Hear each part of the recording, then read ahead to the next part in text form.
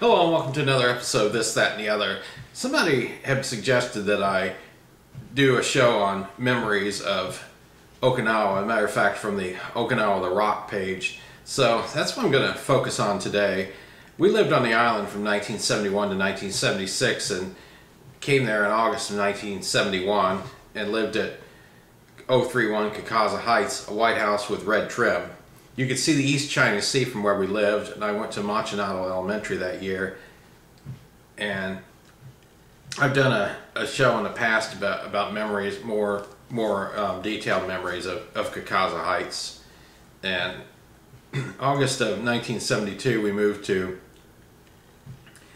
Kashaba Terrace. I had Kim Bowers, my next door neighbor. It was a girl that pretty girl, not very nice girl too. I felt very fortunate to have her as a neighbor, and from the back of our house you could see the Okinawa Hilton that had just been built on the hill. There was a sugarcane field behind us, fenced with the sugarcane field, and our house was pink. Most of the houses around Kashaba Terrace were pink and green.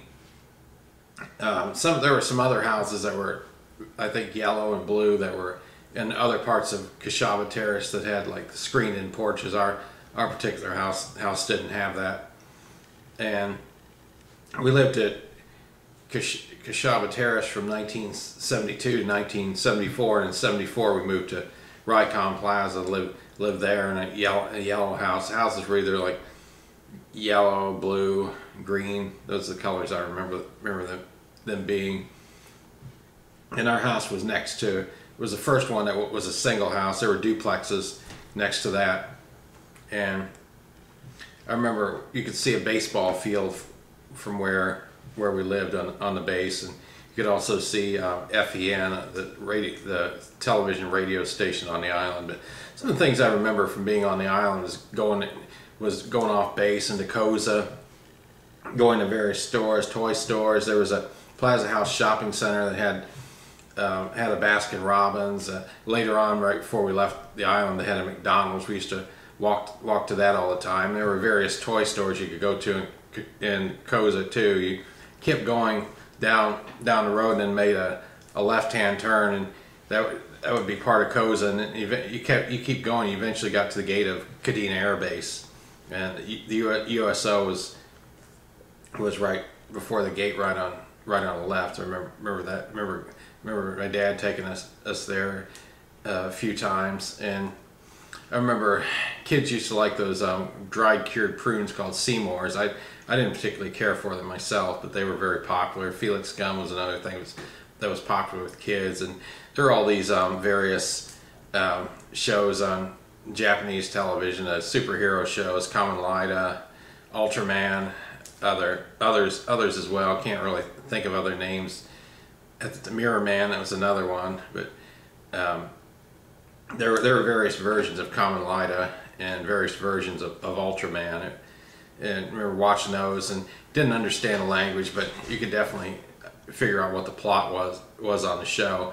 And then they had one American English speaking station, FEN, AFRTS, Channel 8, and some of the shows were at least 10 years old. So I mean, but, you know, that was all you had to watch. So you just basically made do and enjoyed what they had. They had shows like Laredo on in the '70s, a show that had been on the air on prime time 10 years previously, and they had shows like Defenders, and there were others. They had some shows that were a few of them that were more modern, like Rhoda. That was one. Mary Tyler Moore.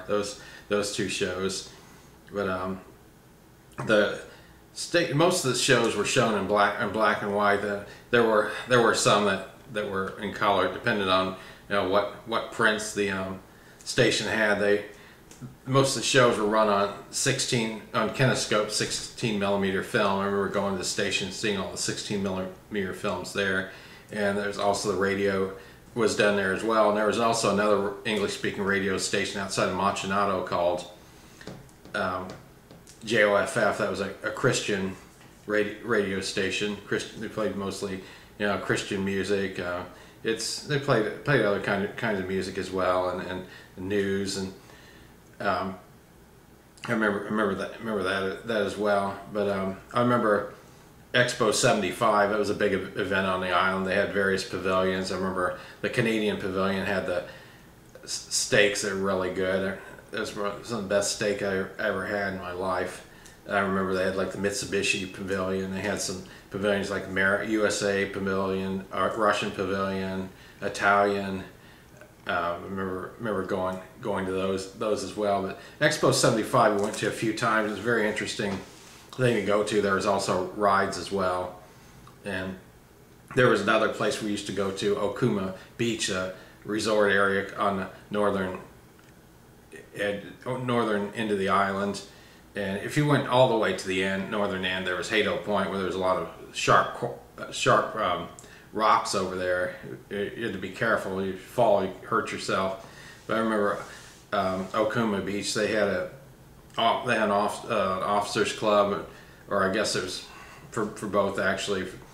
They had a teen center. They had all kinds of games like pool and other things you could do there. You could rent bikes. I remember they had archery there. Of course, they had the beach that you could walk on. It was fun to go to. They had a really small PX there. That's kind of what PX military store. It sold, you know, what you get in a you know, like maybe a drugstore around here, right? Prices were a little cheaper than what you would get on base, off base. I mean, and they had a small movie theater as well. They showed various movies there. I remember seeing the movies That's Entertainment and Phantom of Paradise at Okinawa when we were there. We went there one year, 1975, as a matter of fact, during Thanksgiving. Had our Thanksgiving meal there. They had it at their restaurant there. But the big city there was Naha. I used to go to Naha at times, and that was on the kind of the other southern end of the island. And there was a big air base, Canadian air base. That's where a lot of people flew in. There was also a small one at Naha, and Naha also had their own international airport. And Futima had a low airstrip too, a marine air station. There was a Navy base there called White Beach. That's where we saw the bicentennial fireworks show. Probably one of the best fireworks shows I ever saw. My time, the 1976 fireworks show there. But I had a lot of fond memories of the island. It was one of my favorite times, and I mean, I'm sure I missed a lot of various memories, but I just wanted to share some of the ones that came to mind right now. And I'm sure, you know, other people will come up with other things on, you know, what I could have discussed, what I didn't discuss. And also I'm always looking for, you know, guests on the show, people that would like to discuss, you know, various things. If anybody would you know, lives around the Northern Virginia area would be interested, let me know. All I have to do basically is meet you somewhere with a camcorder, and we can put a show together. Let me know what the subject is you want to discuss, and we'll work on it from there. And just want to say thanks for watching.